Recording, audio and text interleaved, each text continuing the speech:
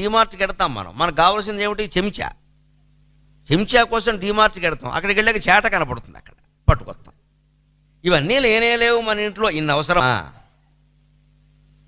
అక్కడ ఏవో తిరుగుతుంటే వాడు సొమ్మేం పోయింది, ఒక 100 పెడతాడు, 100 ఏమిటి 1000 1,00,000 పెడతాడు.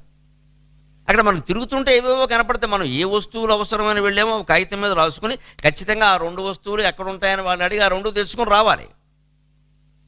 అంతేగాని అలా తిరిగామనుకో మొత్తం దుర్యోధనుడు మైసభలో తిరిగినట్టే, ఇంకా జారిపడటం ఖాయం, నవ్వడం ఖాయం.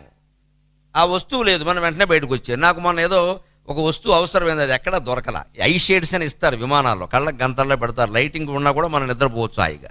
అవి నేను ప్రయాణాల్లో వాడుతూ ఉంటాను. ఈ మధ్యన విదేశీ ప్రయాణాలు తగ్గించా, అందుకని ఐ షేడ్స్ ఎవడో ఇవ్వలేదు, లేకపోతే వాడు ఫ్రీగా ఇస్తాడు. అవి ఎక్కడ దొరుకుతాయంటే డీమార్ట్లో ఉంటాయని ఎవడో చెప్పాడు. నేను వెళ్ళాను డీమార్ట్కి. నేను సరిగ్గా లోపలికి వెళ్ళి ఇటువంటివి ఏమైనా నీకు దొరుకుతాయని అడిగాను. వాడు అక్కడ ఉంటే ఉండొచ్చండి చూడండి